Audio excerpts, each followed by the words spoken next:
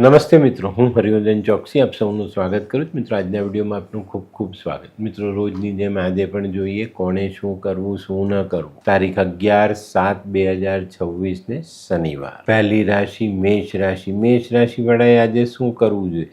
મેષ રાશિવાળાએ આજે એક શ્રીફળ શનિ મંદિરમાં દાન કરવું જોઈએ અને એક શ્રીફળ માથા પરથી ઓવારી ને વહેતા જલમાં વહાવવું જોઈએ. શું નથી કરવાનું? મિત્રો, આજે કોઈ પણ મજૂરને પરેશાન નહીં કરતા. આજના સહાયક દેવ ભગવાન કાર્તિકેય અને ભગવાન શનિ. વૃષભ રાશિવાળાએ આજે શું કરવું? વૃષભ રાશિવાળાએ આજે શનિની આરાધના કરવી જોઈએ અને કાળી ગાયની સેવા કરવી જોઈએ. શું નથી કરવાનું? મિત્રો, આજે કોઈ પણ નજીકના મિત્રો સાથે મતભેદ ઊભા નહીં કરતા.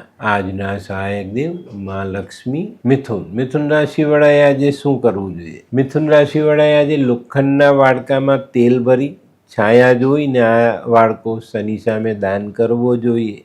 ટૂંકમાં છાયાપાત્રનું દાન આજે અવશ્ય કરજો. શું નથી કરવાનું? મિત્રો, આજે માંસ મદિરાનું સેવન નહીં.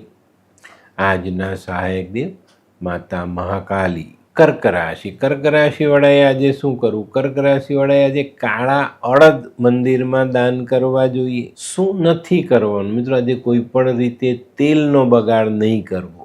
આજના સહાયક દેવ ભગવાન શનિ. સિંહ રાશિવાળાએ આજે શું કરવું? સિંહ રાશિવાળાએ આજે શનિ મંદિરમાં બેસીને શનિ ચાલીસાનો પાઠ કરવો જોઈએ અને કોઈ અંધ વ્યક્તિને મદદ જરૂર કરજો.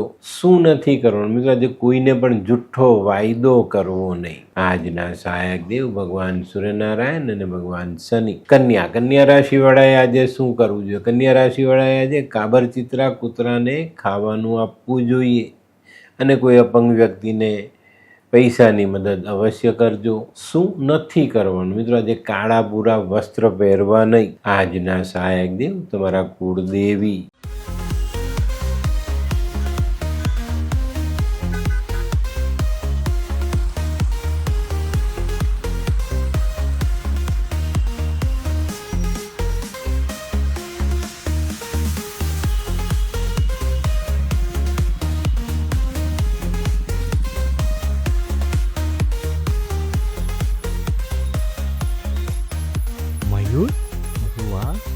હે હાય મયુર. હાય, કેમ છે?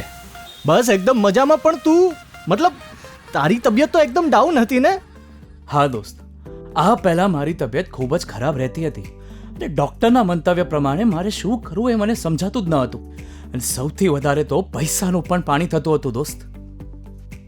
પછી તે શું કર્યું? દોસ્ત, દવા કરું કે દુઆ એની મને કાંઈ સમજણ નહોતી પડતી. અને ત્યાર પછી મારા જિંદગીમાં લાલ કિતાબ જેવો એક જાદુઈ ચિરાગ આવી ગયો ને કે જેણે મારા જીવનમાંથી અંધકારને દૂર કરી નાખ્યો. અને એના સાયન્ટિફિક ઉપાયોથી આજે હું તારી સામે સ્વસ્થ થઈને ઊભો છું. અરે વાહ મારા દોસ્ત. ચાલ.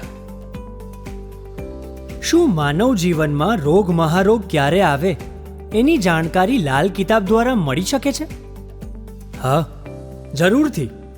20 વર્ષ અગાઉથી આ રોગ મહારોગની જાણકારી મેળવી શકાય છે અને લાલ કિતાબના યોગ્ય ઉપયોગ દ્વારા તેમાંથી બચી પણ શકાય છે. તો બનાવી લો તમારી પોતાની લાલ કિતાબ.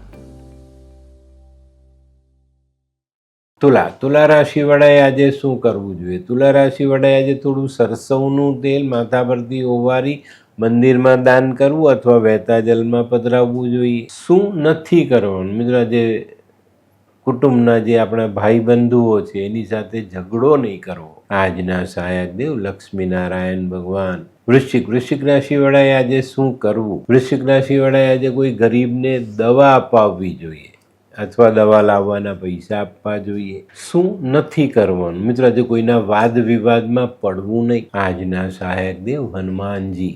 ધનરાશિવાળાએ આજે શું કરવું? ધનરાશિવાળાએ આજે પ્રોપર્ટીને લગતા કામોમાં ધ્યાન આપવું જોઈએ અને કોઈ કામ અધૂરું હોય તો તે પૂર્ણ કરવું જોઈએ. શું નથી કરવાનું? મિત્રો, ભંગાર જેવો સામાન ખરીદીને ઘરે લાવવો નહીં. આજના સહાયક દેવ ભગવાન વિષ્ણુ ને બ્રહ્મા. મકર રાશિવાળાએ આજે શું કરવું? મકર રાશિવાળાએ આજે પીપળાને જલ ચડાવવું જોઈએ અને પીપળા નીચે કીડિયારું પૂરવું જોઈએ. શું નથી કરવાનું? મિત્રો, આજે ગોળ બને ત્યાં સુધી ખાવો નહીં. આજના સહાયક દેવ ભગવાન નરસિંહ. કુંભ રાશિ. કુંભ રાશિ વડાએ આજે શું કરવું જોઈએ? કુંભ રાશિ વડાએ આજે કોઈ ગરીબ મજૂરને પગરખાનું દાન કરવું જોઈએ. શું નથી કરવાનું? આજે બને ત્યાં સુધી તમાકુ ખાવું નહીં. આજના સહાયક દેવ ભગવાન નરસિંહ. મીન રાશિ. મીન રાશિ વડાએ આજે શું કરવું જોઈએ? મીન રાશિ વડાએ આજે ભેંસને લીલો ચારો ખાવા માટે આપવો જોઈએ અને કોઈ વૃદ્ધ મજૂરની સેવા કરવી જોઈએ. શું નથી કરવાનું? મિત્રો, આજે પૈસા વ્યાજે લેવા નહીં. આજના સહાયક દેવ ભગવાન વિષ્ણુ ને શનિ. તો મિત્રો, આ તો તમારા માટે આજના દિવસે કોણે શું કરવું શું ન કરવું તેનું જ્ઞાન. આજનો વિડીયો ગમ્યો તો લાઈક કરો, શેર કરો, યુટ્યુબ જોનારા શેર કરે અને સબસ્ક્રાઈબ કરે. હું હરિવર્ધન ચોકસી આપ સૌની રજા લઉં. ફરી મળીએ નવા વિડીયોમાં નવી જાણકારી સાથે. તો ચાલો બદલીએ. નમસ્તે.